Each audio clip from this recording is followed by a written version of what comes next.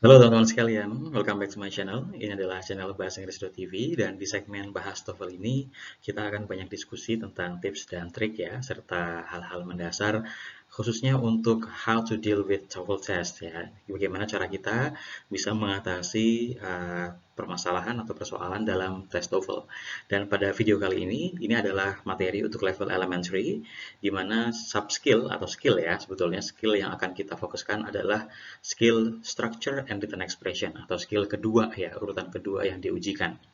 Dan untuk episode pertama ini kita akan bicara tentang subject dan verb. Ya, saya yakin kawan-kawan juga sudah pernah dengar istilah subject dan verb ya, sebetulnya apa sih gitu ya.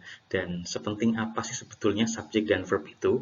Apakah kedudukannya dalam kalimat itu memang betul-betul penting atau memang sebetulnya bisa di-skip aja gitu ya. Nah, kita akan coba simak bareng-bareng di video kita kali ini. So, kita akan mulai ya. Nah, sebelumnya saya ingin membuat disclaimer dulu bahwa semua materi yang saya ambil di sini merupakan materi dari Longman Introductory Course for the TOEFL Test yang disusun oleh Deborah Philip ya. Jadi materinya tidak saya rubah, semua materi, semua contoh soal saya ambil dari situ, kemudian saya reproduksi dan saya buat penjelasannya dalam video ini.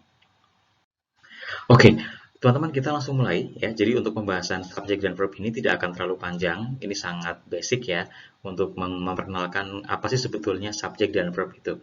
So yang pertama kita akan cek dulu dari definisi yang ada di modul ya bahwa subjects and verbs ya. Di situ dijelaskan bahwa a sentence, oke, kita akan ambil pointernya dulu. Ya. Oke. Kita lihat di sini ya, bahwa a sentence in English ya must have at least one subject and one verb. Sebetulnya ini juga tidak hanya berlaku dalam bahasa Inggris ya. Kebetulan dalam bahasa Indonesia yang baku pun juga sama. Kita juga harus punya subject dan verb atau lebih tepatnya mungkin subjek dan predikat ya kalau dalam bahasa kita. Tapi dalam bahasa Inggris kita lebih kenal dengan istilah subject and verbs. Nah, di sini bahkan sampai di bold kawan-kawan ya, bahwa ini menunjukkan bahwa yang sangat penting, yaitu bahwa the first thing you should do as you read a sentence in the structure section of the TOEFL test is to find the subject and the verb. Nah, ini langsung tips di sini sebetulnya. Mau sepanjang apapun kalimatnya, mau sepanjang apapun soalnya, itu sebetulnya tidak akan absen yang namanya subjek dan verb ini. Oleh karena itu, pemahaman terhadap subjek dan verb, baik itu dari segi kedudukannya, jenis-jenisnya, dan bagaimana cara mencarinya, itu menjadi sangat penting. Untuk kemudian nanti ketika kita masuk ke bab-bab berikutnya, itu akan selalu kita kembali ke situ ya. Jadi dasar utama dalam menganalisa kalimat adalah minimal kita bisa mengidentifikasi mana subjek dan mana verbnya. Nah, bagi teman-teman yang punya kesulitan kosakata, mungkin di sini akan sedikit jadi tantangan tersendiri ya, karena memang kosakata ini betul-betul mempengaruhi ya. Kita mungkin tahu teori subjek itu seperti apa, kita tahu teori verb itu seperti apa. Namun ketika kosakata kita agak kurang atau mungkin agak minimalis gitu ya, biasanya akan sedikit banyak akan menjadi hambatan. But never give up ya, jangan pernah menyerah. Kita akan belajar bersama. Nah, di sini saya coba sedikit definisikan ulang ya bahwa dan sedikit saya terjemahkan sebetulnya ya. Di sini tertulis bahwa sebuah kalimat itu harus memiliki minimal satu subjek dan satu kata kerja. Mau sepanjang apapun atau sependek apapun kalimatnya harus mengandung satu subjek dan juga satu kata kerja. Nah, untuk mempermudah teman-teman dalam mengidentifikasi mana yang subjek dan mana yang kata kerja, maka kenalilah ciri-ciri. Kenalilah ciri-ciri. Perhatikan bahwa dalam sebuah rangkaian kalimat berbahasa Inggris, untuk mencari subjek dan verb tidak akan lebih mudah daripada mencari subjek dan verb dalam kalimat bahasa Indonesia. Of course, karena bahasa Indonesia adalah bahasa kita, maka secara kosakata tidak akan bermasalah.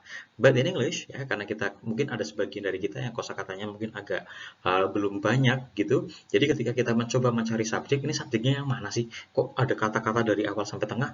Kita akan coba terjemahkan, kita coba meresapi artinya untuk mencari mana pelaku dan apa yang dilakukan. Kan karena subjek definisinya gitu ya. Subjek itu adalah pelaku dan verb adalah apa yang dilakukan. Tapi tidak perlu sedalam itu sebetulnya teman-teman sekalian. Ya of course kalau bisa menerjemahkan, bisa meresapi kalimat itu akan menjadi sangat bagus ya. Tapi ingat kita punya waktu di sini, kita punya batas waktu lebih tepatnya.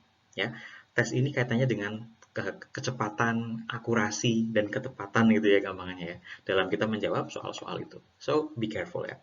Nah, kita akan coba melihat sama-sama secara sederhana saja ya, ciri-ciri dari kedua bagian kalimat tersebut ya. Kedua bagian ini maksudnya adalah subject dan verb ya. So, let's check this out.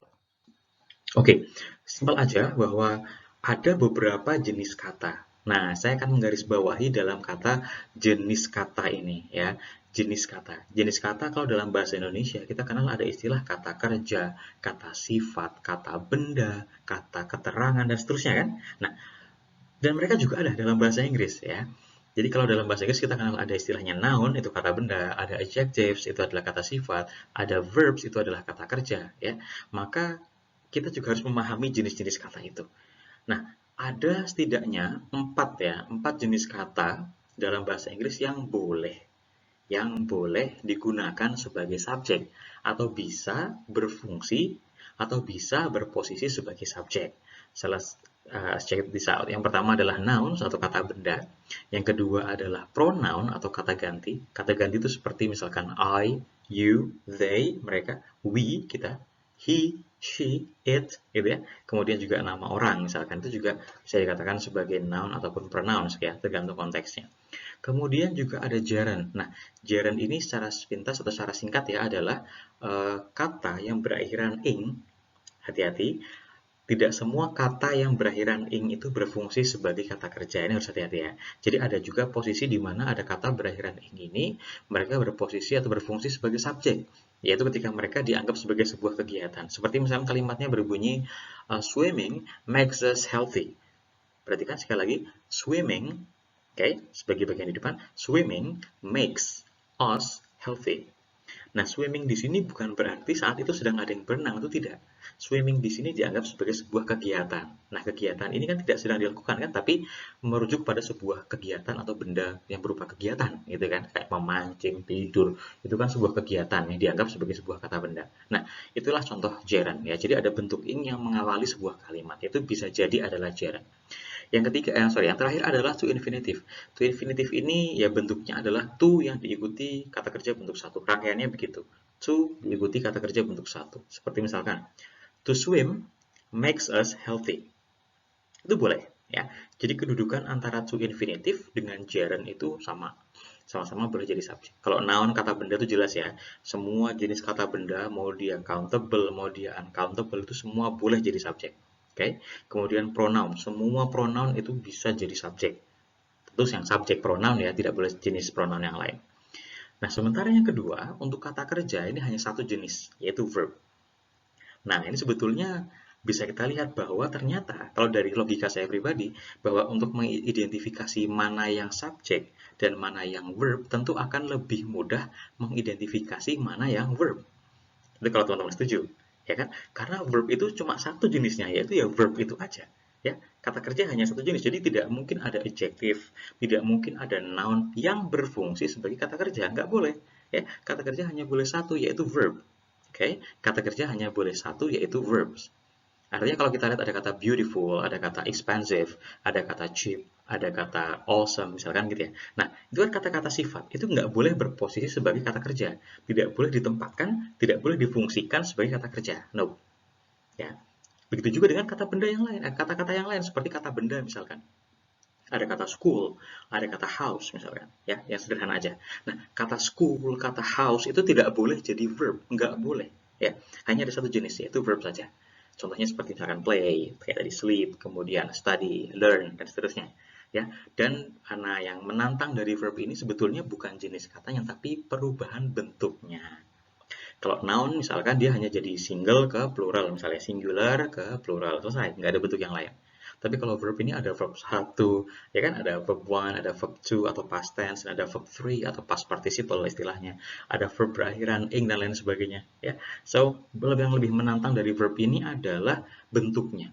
Tapi selama kita tahu yang mana yang verbnya, mana sih di antara rangkaian kata ini yang merupakan verb, maka sudah cukup. Kita bisa tahu mana si verb dan nanti otomatis subjek itu kan harus muncul sebelum verb ya. Jadi posisinya pasti harus subjek kemudian baru verb. Jadi kalau kita bisa lihat verbnya, maka otomatis subjeknya pasti muncul di depannya, nggak mungkin ada posisi yang lain. Ya, itu sudah cukup mudah di situ. Oke, So, kita lihat coba deh, ada 3 contoh soal di sini. Contoh soal di sini masih sederhana sekali. Seperti misalkan untuk contoh soal yang pertama. Saya coba ganti ke pennya dulu ya. Oke, saya coba ke highlighter aja ya. Oke, teman-teman sekalian, kita lihat di contoh yang pertama ini dulu.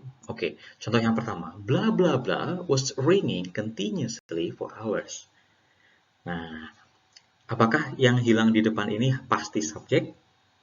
Ya, ketika dalam sebuah kalimat yang hilang adalah bagian depan seperti ini, ya kalimatnya diawali dengan bagian kosong, itu teman-teman harus hati-hati ya, tidak boleh langsung dipastikan itu pasti subjek yang hilang, belum tentu.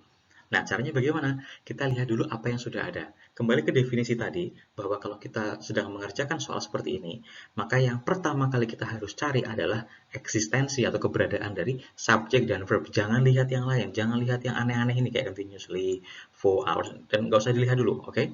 Lihatlah yang pertama, cari subjek dan verb.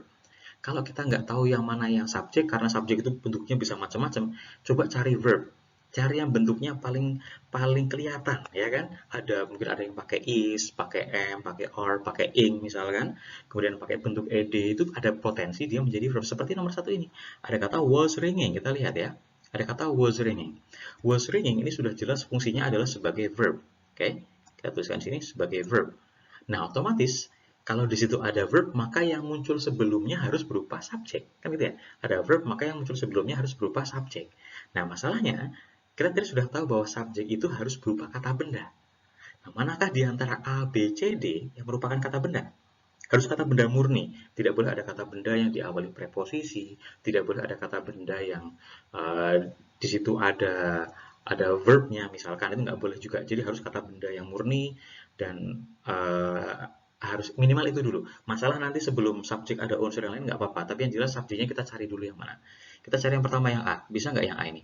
Loudly. Perhatikan, bentuk akhiran li ini menunjukkan bahwa dia bukan kata benda. Itu adalah kata keterangan. So yang A tidak benar ya. Yang B, in the morning. Perhatikan, jangan hanya berdasarkan artinya. Artinya apa in the morning? Oh, pagi hari. Pagi hari itu kata benda. Belum tentu itu keterangan. Belum tentu. Ya, jadi memang ya arti dari kata in the morning adalah pagi hari. Pagi hari itu adalah keterangan. Itu benar. Nah, tapi perhatikan bahwa yang membuat pilihan B ini salah ya itu adalah karena ada preposisi in. Ya, ada preposisi in-nya. Maaf.